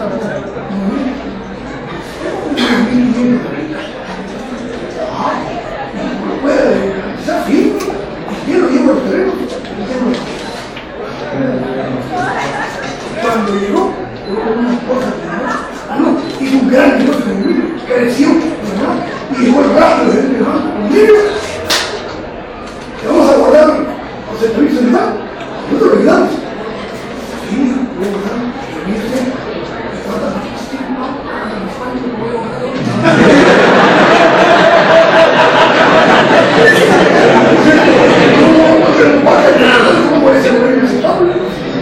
Como si le preguntaron a él también, que no tiene por qué competir. La política agrícola, la política agrícola es importante en un país, porque la política agrícola, la política que hace el Estado, parece que todo lo que hace el Estado es política. La política agrícola beneficia a la gran propiedad y a las grandes empresas y no al campesinado público. Un ejemplo sencillo, y podríamos tener una conferencia sobre eso, lo que hicieron con el Ministerio de Agricultura. Hay ese Ministerio de Agricultura muy grande, 8, la mitad de trabajadores para la calle, azul, que no tenemos por qué tener silos, Indeca tenía silos para guardar granos en caso de crisis. Todos los países modernos del mundo tienen grandes almacenes y grandes silos, pero multimillones, que pueden aguantar en crisis sin producir alimentos 6 meses o un año. Y los silos que tenía el Ministerio de Agricultura se los prendieron a los agricultores privados. Yo los quise recuperar y no pude. Absurdo. ¿Cómo es posible que renuncie el Estado a tener granos para poder distribuir a los campesinos y poder manejar en caso de crisis o de descompresión, tener capacidad para meter granos? ¿Cómo hace el Estados Unidos? El Estado, ¿saben ustedes que en el mundo la agricultura moderna se subsidia con cerca de 1.500 millones de dólares diarios? La alimentación, y aquí, al revés, aquí haciendo pedazos la institución que tiene que garantizar la autonomía alimentaria, que es el Ministerio de Agricultura. Y ya no digamos lo de las minas y todo el desmadre que hay, no solo los efectos ambientales terribles que no tienen control, sino que pagan el 10% de regalías. Y en la República Dominicana va a firmar Danilo Medina, pagan el 50% de regalías. La misma empresa de la canadiense. Lo dije yo, hace un tiempo. ¿Por qué en Guatemala todos tan integristas de los intereses? ¿Quiénes hicieron esos negocios con el Ministerio de Energía? Entonces, ¿cómo vamos a tener una economía campesina cubana? Hay desigualdad porque la inversión pública se concentra en la economía moderna y relega las áreas deprimidas del país. Hay desigualdad porque la economía sigue vigente de los privilegios y se margina las minorías. Una ley tiene que separar. Esta ley de inversión y empleo no tiene la pobreza que pobreza, como es para las maquilas. Ya hay más de 1.000 empresas de Guatemala que ya se registraron como maquila para tener beneficio de la ley cuando salga vigente. Entonces, cuando una una ley no es para todos, se convierte en privilegio. Si yo digo aquí, todos ustedes aquí que saben tal cosa, menos aquel. Es un privilegio. Y ese es el problema aquí. La supervisión fiscal, eso es lo que hace la SAT. La supervisión fiscal se le hace a los pequeños y a los medianos empresarios, pero los grandes son intocables. Una tortillería que le va a sacar una empresa de reparación de bicicletas. Pero ¿dónde están los grandes? Hasta en eso hay desigualdad. Hay desigualdad porque los subsidios, las subvenciones, las deducciones, las exoneraciones y las devoluciones de impuestos recaen siempre en los que tienen gran influencia en el Estado. Esa reforma constitucional hay que quitar todas esas exoneraciones que tiene la Constitución. En las funciones del presidente dice, una de las funciones del presidente, perdonar las multas por no pagar impuestos. ¿Qué dice? Yo lo perdoné, una sola multa. Y me presionaban y ofrecían. Ahora, y la devolución del IVA. El Ministerio de Finanzas devuelve 1.500 millones al año a los tiempos que ni siquiera exportamos, solo el coprín. Hay que cancelar eso. Porque por donde busquen, está delimitado el Estado. Hay desigualdad porque la competencia en el sistema político se basa ahora en la capacidad financiera. Ya no hay debate ideológico. Terminamos ahorita. Hay desigualdad porque se sigue manteniendo la discriminación en el país por el idioma, el color de la piel, por el género. Es una realidad en todas las instituciones privadas y públicas. Hay desigualdad porque en el sistema de justicia prevalece la discriminación, la exclusión y la prevaricación. Justicia para los ciudadanos. Fíjense ustedes, no fui acusado del tipo de lavado, y le decía una señora, mire señor, disculpe, yo soy una empresa que está aquí en Marejales, soy de origen venezolano. Usted vivió de todos los niños, tenemos una entrevista con unos 14 obreros. Estamos aquí, dígame cuál es su asunto para ver, porque le hago acompañarme. Ya terminamos de pagar la pena y no nos sueltan porque no tenemos cómo pagar la multa. En ningún país del mundo por deudas y por multas no me dejan cárcel común, solo en Guatemala. Y lo fui a ver y llevé a una gente del Ministerio Público y digo, es una barbaridad, así dice la ley de la mano, que aunque cumplan las penas y no han pagado las multas, se quedan presos, violando el principio legal de que el que cumple la pena no tiene por qué seguir, hay una fecha, no tiene por qué seguir preso. Ese es el sistema judicial. Hay desigualdad porque los débiles, las débiles políticas sociales tienen carácter electoral y partidista. ¿Qué es lo que quieren hacer muchos políticos? Seguir repartiendo lo que hay que hacer. Esa no es política social. Política social es invertir para que la gente tenga capacidad de producir y de una vida digna, no que le regañen. Esa es una política social en la que hacen incluso en Estados Unidos. Critican a Obama. Imagínense lo que ha hecho Obama. Esa cosa del Obama Kerry. Acaba de contar un libro. ¿Qué opinas del Obama Kerry? Todos estamos con Obama. Sabes que nació una hija y casi 2 meses en mi intensivo, nació a los 6 meses.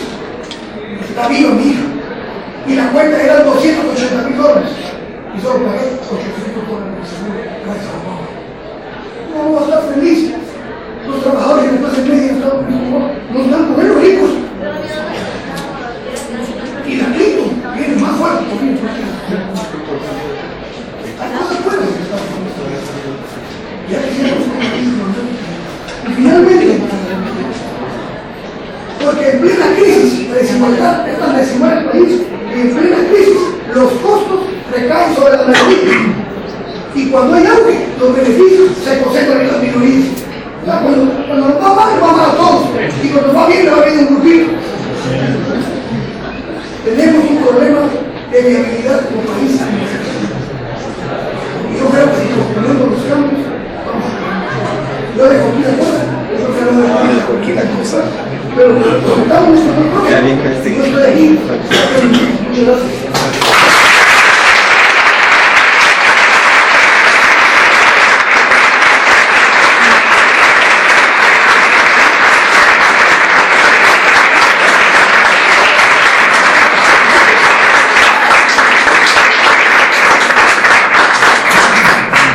En las charlas inaugurales no se acostumbra a eso, pero tenemos 5 minutos para preguntas. Sabemos que dentro de la maestría de formulación y evaluación de proyectos a las 10 hay otro curso, ¿verdad? Sí. Entonces esto de alguna manera pues vamos a perder unos minutitos, pero creo que vale la pena. La retroalimentación de información entre el ponente y ustedes es vital. Tenemos 5 minutos para que ustedes puedan preguntar. Muchas gracias por su pregunta.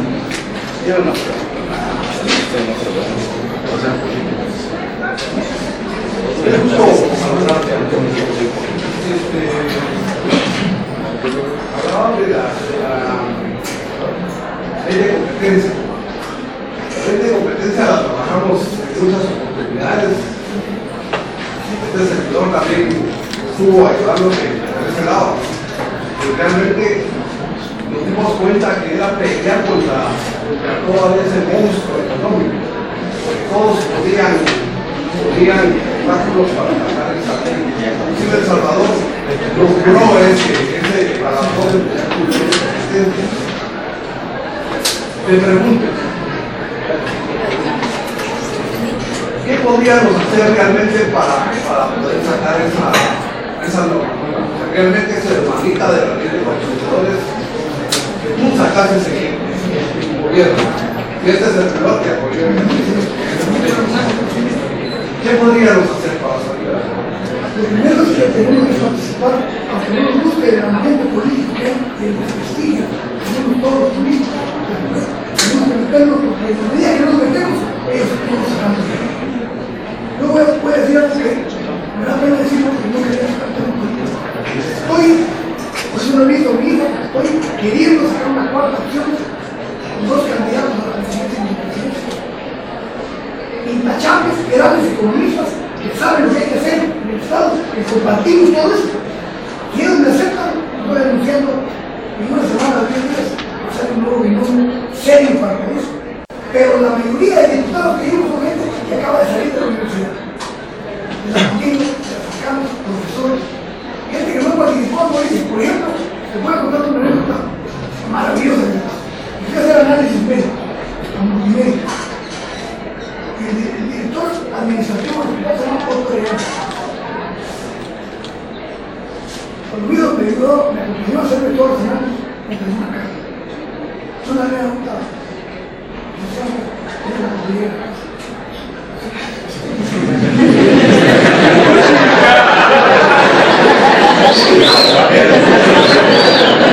¡Qué pollo, dijo!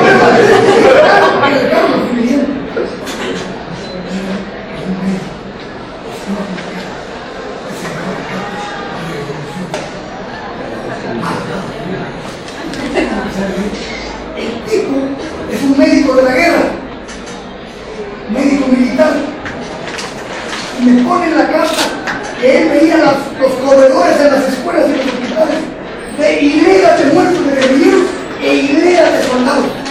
Y me pone la carta misma.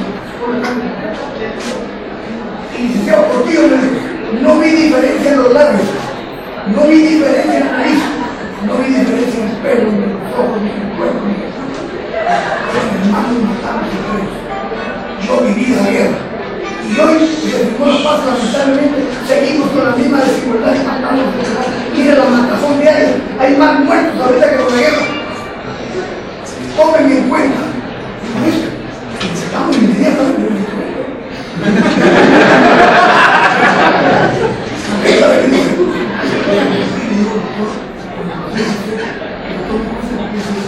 se lo dan. Iría al Congreso, ese carrera, pero mis hijos no ser un mejor caso. Si logro los proyectos, varios médicos, gente que no se ha metido nunca por ahí. Por eso llevo el 80% de jóvenes y 20% de gente experimentada. Está bien visto. para que haya familia. Porque el Congreso es la mejor escuela de aprendizaje político que puede existir. Esa ley está ingresada porque están pisteados los resultados no salen.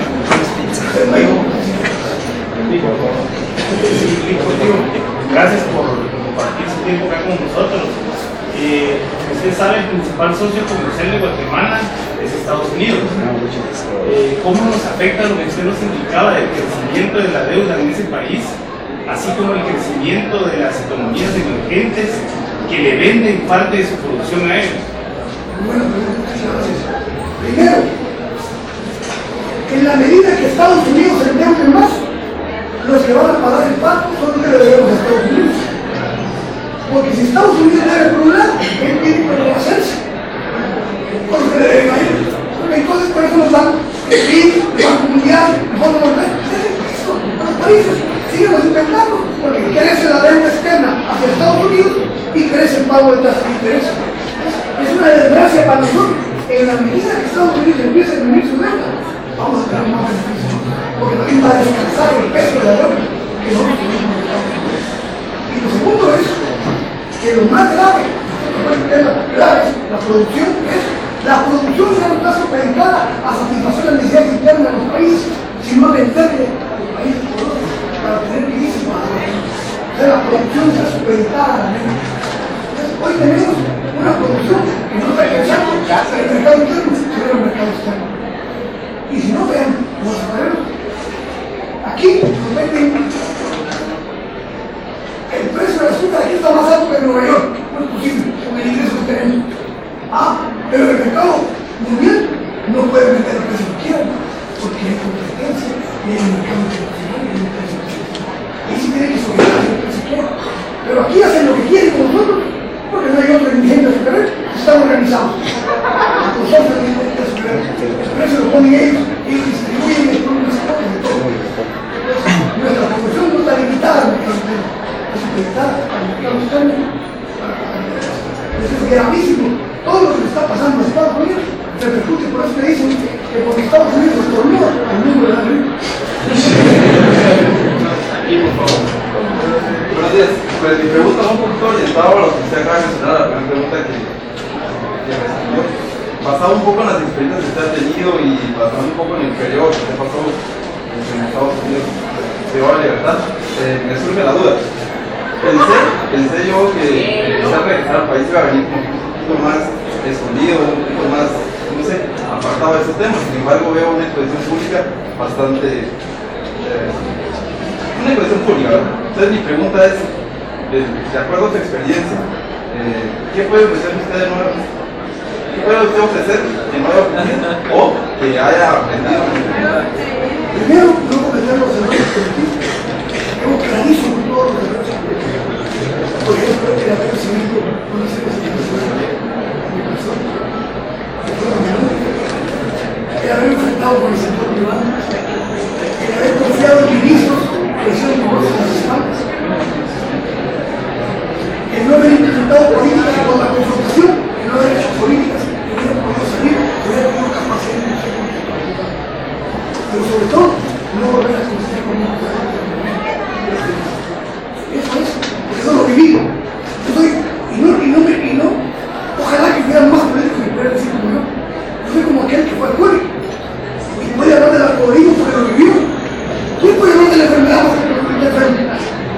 Todo el medio. A la parte del medio, solo el enfermo. Entonces, reconocer que estamos enfermos como sociedad, todos. Que todos estamos pensando solo en nuestro propio interés y no en el interés del país. Sobre todo, y voy a proponer, si lo logro hablar de que el miércoles, porque es la fecha límite de ley, tenemos plazos para discutir hasta el 6 de julio. Si yo no tengo una propuesta que represente al país, en la que yo no quiero ir a candidato, pero me dicen a mí que vos tenés que encabezar el Estado de Unidos, cada cosa. Si hay necesidad de tener cabeza de Estado de Unidos, me meto a la empresa y sacar de la ley, hay un montón de leyes que sacar. El código fiscal, el código tributario, un montón de cosas que puedo aportar que me equivoqué, porque es una cosa que no se me olvida nunca en la vida.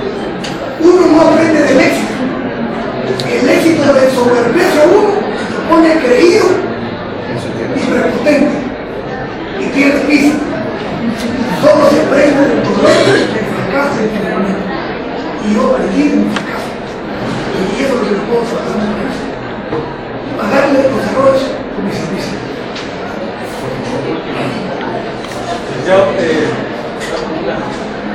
Respecto a la política económica y fiscal, algunos cambios que tenga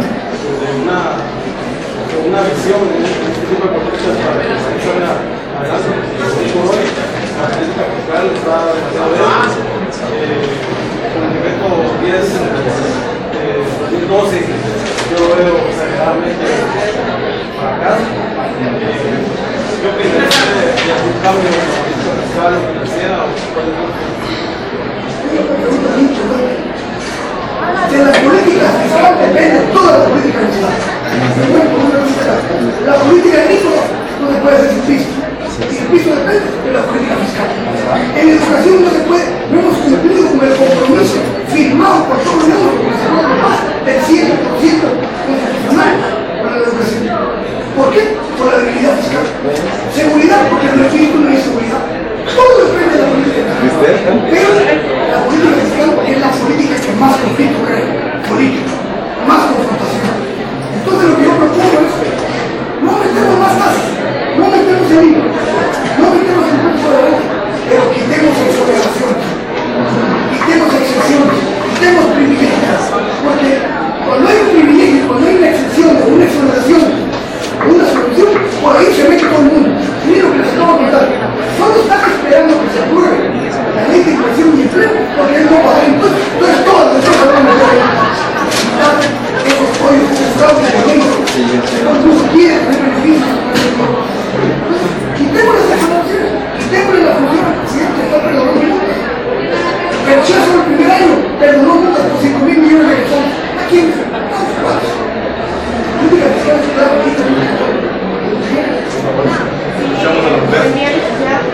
Existe en la actualidad un plan nacional de desarrollo que en él se presenta las desigualdades y las inequidades que históricamente han atravesado este país. Entonces mi pregunta era si usted conocía respecto a ese plan y si entre sus ideas plantean considerarlo, porque ha sido un esfuerzo, algunos de ustedes han sido un esfuerzo.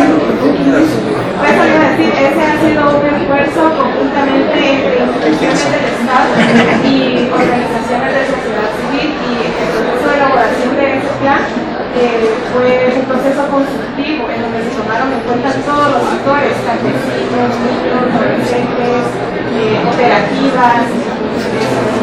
Sí. Plan Nacional de Desarrollo Conjunto. Es el Plan Nacional de Desarrollo CATUM 2030. No hace la Secretaría de la Dominación Familiar. No puede hacer una participación participativa de todos los sectores. Hablando del precio de las cosas, no sé,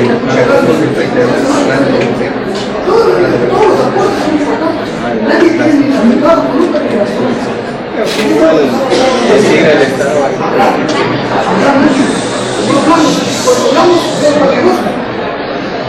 Entonces el país lo que ha originado el negocio. Muchas gracias. Última pregunta, por favor.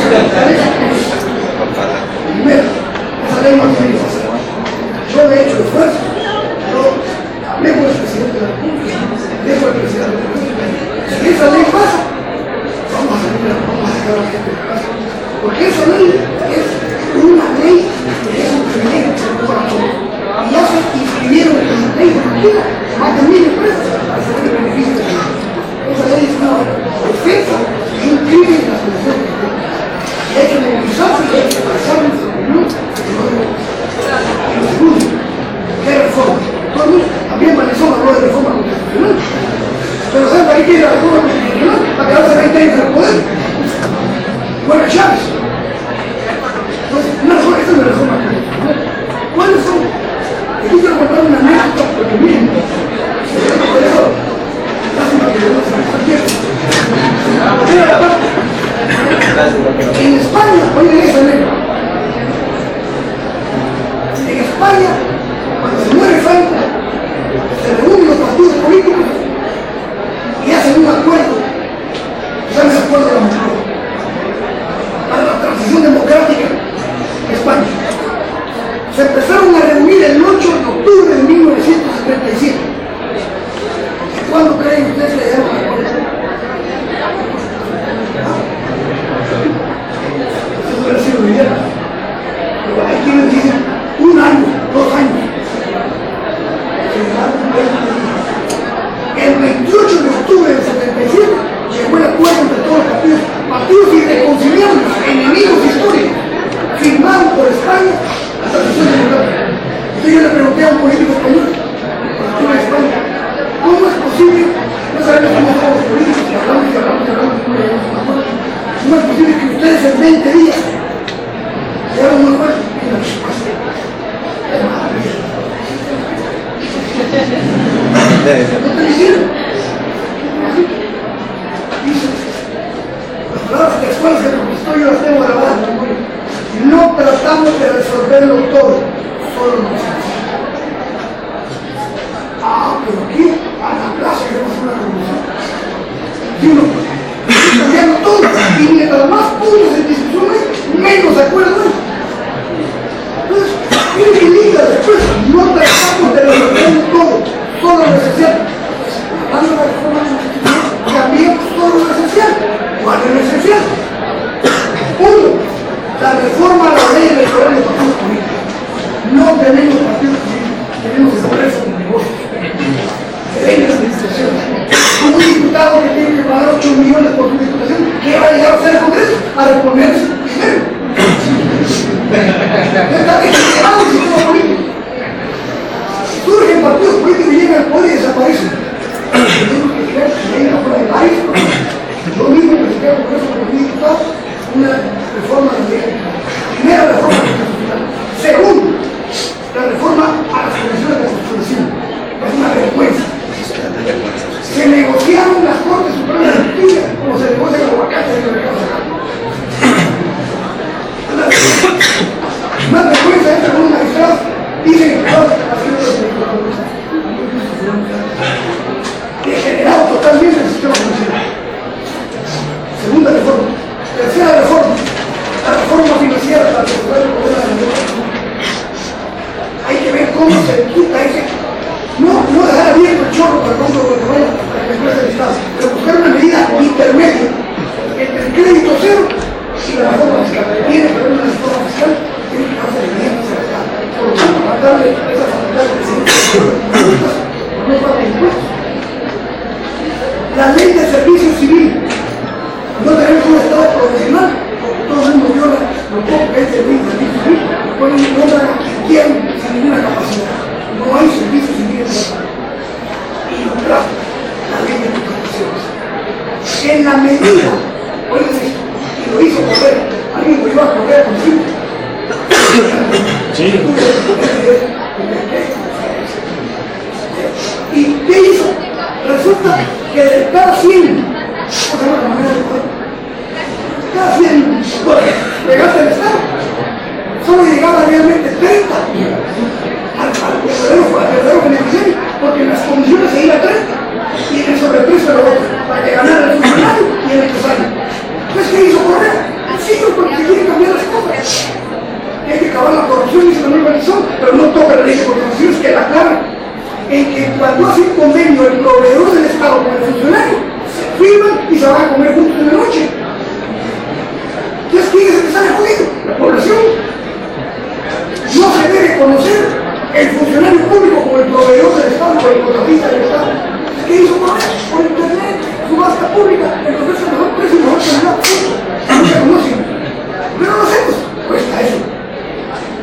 Costar. Por eso que la ley de contrataciones es el instrumento que permite generar las negociaciones. Que lo famoso. puerto de emergencia. Todo es emergencia. ¿Para qué? Para no comprometerse a la ley de compras, para no licitar, para hacer discrecionalidad. La medicina, miren, la medicina, ¿qué? Dice que viene un informe de la medicina, dice, sobre el cómo de medicina, una barbaridad. Miren, miles de millones de quetzales al norte, porque se quedan en la ley, porque no quieren que haya para que todos participen. No, quieren participar, las empresas están vinculadas al secretario privado por el mismo de salud. Eso se quitaría cambiando la ley. Y ahí paremos, porque si queremos meter otros, no salimos. Gracias, por favor.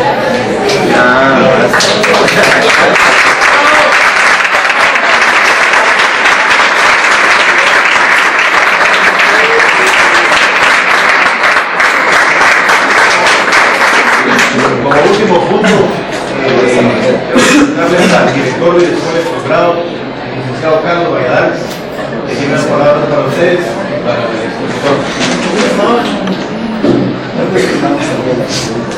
Primero, muchas gracias a este tío y a ustedes como estudiantes de la Escuela de Estudios de Posgrado. Para nosotros hemos iniciado un proceso de sistematización a partir del año pasado, en donde queremos traer a representantes de esta sociedad, no solo desde el punto de vista político, desde el punto de vista académico, sino que queremos traer gente que realmente comparta con nosotros sus experiencias y conocemos un poco de su vida académica. Y creo que eso me motiva mucho para traerlos acá. Y se lo agradezco mucho en nombre de la escuela, en nombre de la Universidad San Carlos. Queremos esa sistematización, traerlos para las lecciones inaugurales, como en este caso en este momento, estamos iniciando el ciclo académico de nuestra escuela que permite la maestría de los proyectos y queremos también traerlos al cierre de lecciones del cierre. Creo que es importante que nosotros como estudiantes, nosotros como docentes, conozcamos también la experiencia y las buenas lecciones de una persona y una figura como la maestra. Entonces, muchas gracias por compartir con nosotros, esperamos no sea la primera vez y las puertas de la escuela están abiertas. Muchas gracias.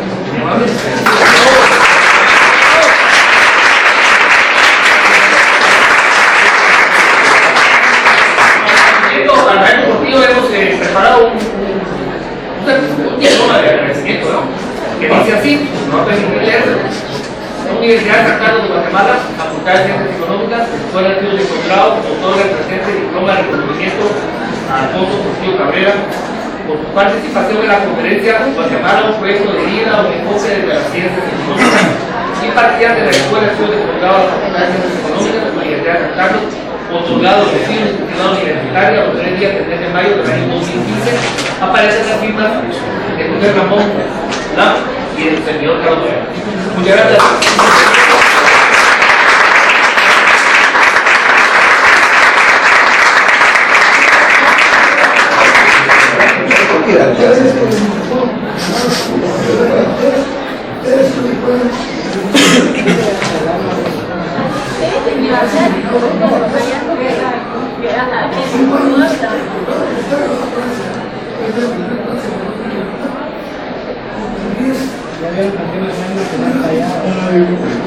Gracias.